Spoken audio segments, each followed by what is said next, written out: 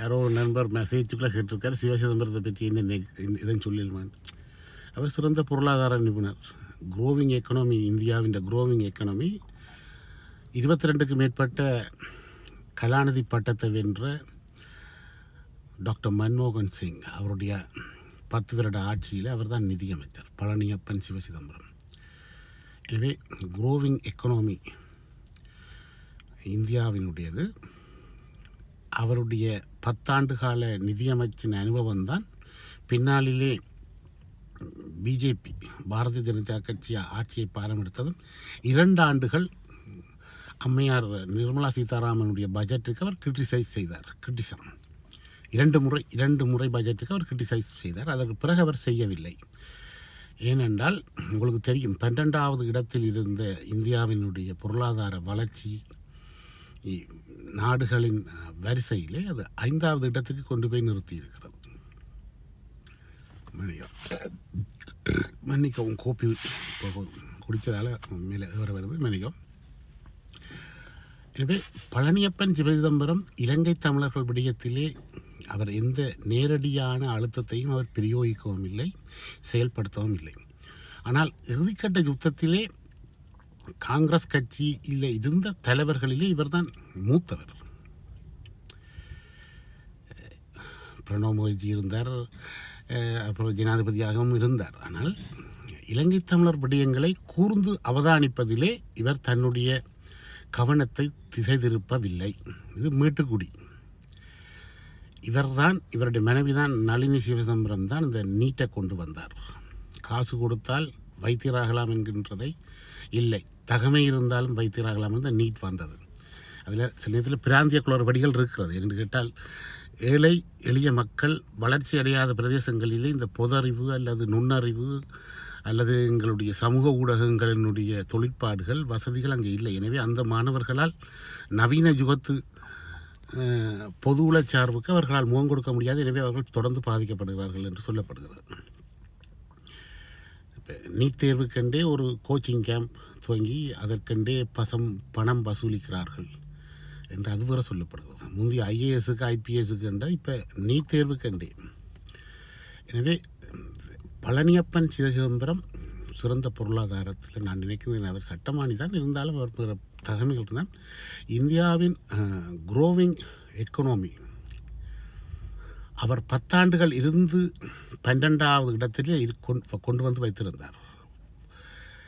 இந்தியாவினுடைய பொருளாதாரம் உங்களுக்கு தெரியும், அப் அண்ட் டவுன் தான். அப் அண்டா மேல்தட்டு மக்கள் தான், கீழ்த்தட்டு மக்கள் தான். கல்வியும் ஒரு ஒரு ஒரு ஒரு குறிப்பிட்ட பகுதிக்குள்ளே தான் அது நின்று கொன்றது. கிராமப்புற வளர்ச்சி, ஊரக வளர்ச்சி எல்லாம் அவர்களுடைய பொருளாதார ரீதியாக அவர்களால் திட்டமிடப்பட்டது. மன்மோகன் சிங், பழனியப்பன் சிவசிதம்பரம் இவர்கள் முன்னாள் நிதியமைச்சர்கள், உங்களுக்கு தெரியும் தானே. அவர்கள் இப்போ அவருடைய மகனை கொடுத்துட்டா ஊழல் குற்றச்சாட்டுகள் இருக்கிறது. மகனுக்காக சில நிறுவனங்களை சாதகமாக கேள்வி மனுக்கோரல்கள், டெண்டர்கள் அது சம்மந்தமாக ஏதோ செய்திருக்கிறார். ஊழல் இருக்கிறது. இருந்தாலும் இந்த திமுக போலேயோ அல்லது அதிமுக போலேயோ பெரிய ஜெயலலிதா மாதிரி பெரிய ஊழல்கள் இல்லை. ஜெயலலிதா, சசிகலா செய்த ஊழல் கருணாநிதி செய்த மாதிரி அவர் செய்யவில்லை. உங்களுக்கு ராஜ்யசபா எம்பியாக போய்த்தான் நிதியமைச்சராக இருக்கிறார். ஜென்டில்மேன் பாலிசி என்று சொல்வார்கள். அவர் நான் நினைக்கிறேன் கேம்பிரிட்ஜ், ஆக்ஸ்போர்ட்டில் அவர் படித்திருக்கணும் என்று நினைக்கிறேன். இங்கிலாந்தில் அவர் கல்வி கற்றதால் அவருடைய நாவிலே நீங்கள் எந்த கடுமையான சொல்லோ அல்லது கீழ்த்தரமான சொல்லோ அல்லது நாகரிகமற்றோ அவர் பேச மாட்டார். அதுதான் அவருடைய பியூட்டி. அது மாத்திரமல்ல, அவருக்கு அவருடைய பரம்பரைக்கு இருக்கு. நான் நினைக்கிறேன் அண்ணாமலை செட்டியாருடைய நெருங்கிய பந்து மகள் வழியோ அல்லது அவர் வழியோ வருகிறார். அண்ணாமலை பல்கலைக்கழகம், சிதம்பரம் அண்ணாமலை பல்கலைக்கழகத்துக்கு நேரடி வாரிசுகளிலே அவர் ஒருவர். இப்போது அரச பல்கலைக்கழகமாக இருக்கிறது. அவருடைய மகன் அவரை போல வர வேணும் என்பதுதான் விருப்பம். சிவசிதம்பரம் ஒரு ஜென்டில்மேன், அது எங்களுக்கு நல்லா தெரியும். அதாவது தமிழ்நாட்டை பொறுத்தவரையிலே அவர் தன்னுடைய அரசியலையோ அல்லது தன்னுடைய சித்தாந்தங்களையோ அவர் வைக்கவில்லை. மத்திய அரசில் தான் அவர் இருந்தார், உங்களுக்கு தெரியும். சென்ட்ரல் மினிஸ்டர் இருந்த காரணம் வேறு ஒன்றும் இல்லை, ஆங்கிலம். தமிழ்நாட்டுக்குள் ஆங்கில புலமையால் எதுக்குமே செய்ய முடியாது. அதுக்காக தமிழ் தெரியாது என்று பொருள் அல்ல. இந்த தமிழ்நாடு சட்டமன்றத்தில் உங்களுக்கு தெரியும் ஜென்டில்மேன் பாலிசி என்று சொல்வார்கள். இந்த பாலிட்டிக்ஸ் மிக குறைவு.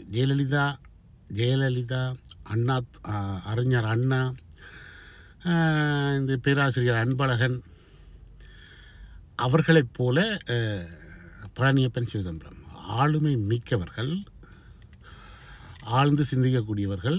பாதகமானவை எதையும் செய்ய மாட்டார்கள். தீங்கு செய்வார்கள். தீங்குன்னா தங்களுக்கு சுயம் சார்ந்து சில வேளைகளிலே செய்வார்கள்.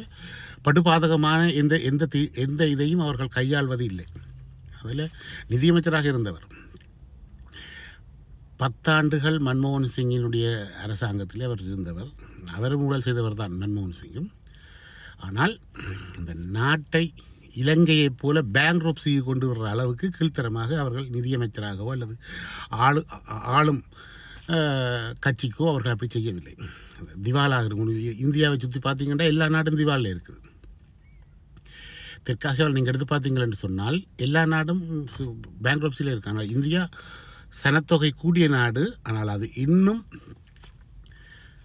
தன்னுடைய ஸ்ட்ரென்த்தை வைத்து கொண்டு தான் இருக்கிறது. இன்று உலகத்திலே அசைக்க முடியாத பொருளாதார பலத்தோடு இருக்கிறது என்று சொன்னால் சைனா தன்னுடைய 35% பொருளாதாரத்தை இந்தியாவிடம் தான் கொடுத்து உலகுக்கு பகிர்கிறது. எனவே இனிவருங்காலங்களிலே அவர்கள் மோதிக்கொள்ள மாட்டார்கள். அது எல்லோருக்கும் தெரியும். அமெரிக்க சந்தை குளறுபடி என்று சொன்னால் இந்தியாவும் சைனாவும் ஒன்றாக இணைந்து அதற்கு மாற்று வழியை தீர்மானிக்கிறார்கள். அதான் இன்றைக்கு பிரிக்ஸ். நன்றி.